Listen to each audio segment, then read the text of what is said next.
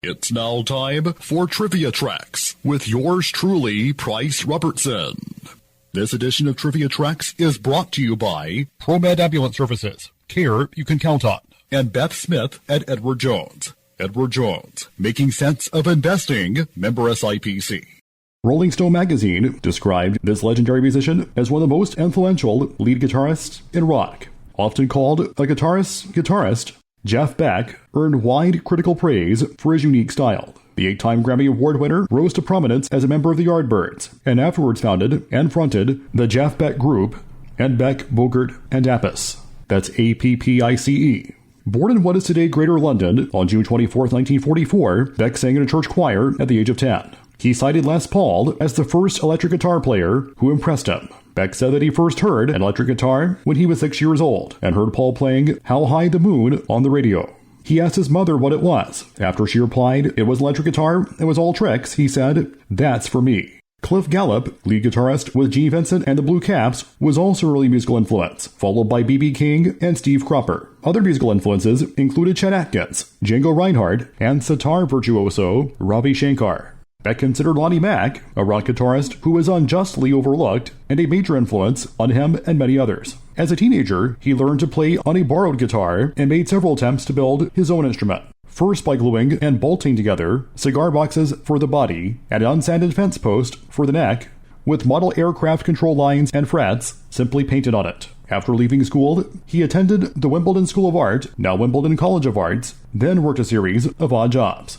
Beck's sister Annetta introduced him to Jimmy Page when both were teenagers. After college, Beck played in a succession of groups until 1965, when he was recruited by the Yardbirds to succeed Eric Clapton on the recommendation of Page, who had been their initial choice. The Yardbirds recorded most of their top 40 hit songs during Beck's short but significant 20-month tenure with the band, allowing him only one full album, which became known as Roger the Engineer, titled Over Under Sideways Down in the U.S., released in 1966. In May that same year, Beck recorded an instrumental titled Beck's Bolero.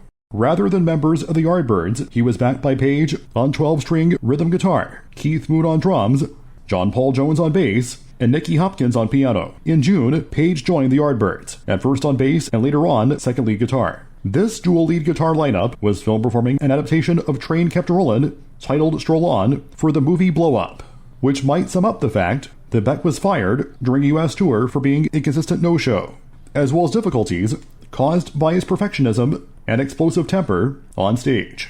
In 1967, he formed the Jeff Beck Group, which was active for only 2 years, although the group reformed in 1970 and split up again 2 years later. From 1972 until 1974, he made up 1/3 of Beck, Bogert, and Appice, which included bassist Tim Bogert and drummer Carmen Appice, Americans who have played together in Vanilla Fudge and Cactus. Although he cut a pair of successful albums as a solo act, Beck did not establish or maintain commercial success like that of his contemporaries and bandmates, but continued to perform in the decades to come. He was inducted into the Rock and Roll Hall of Fame twice, first as a member of the Yardbirds in 1992, and secondly as a solo artist in 2009. In 2014, he received the British Academy's Ivor Novello Award for outstanding contribution to British music. In 2015, Beck was ranked number 5 in Rolling Stone's list of the 100 greatest guitarists. Married thrice over the course of his lifetime, Jeff Beck had no children. On January 10, 2023, he died from a bacterial meningitis infection at the age of 78. Till next time, I'm Price Robertson. Amazed by today's trivia? Then join me for Trivia Tracks weekdays at 6:45 on Everybody's Country Y95.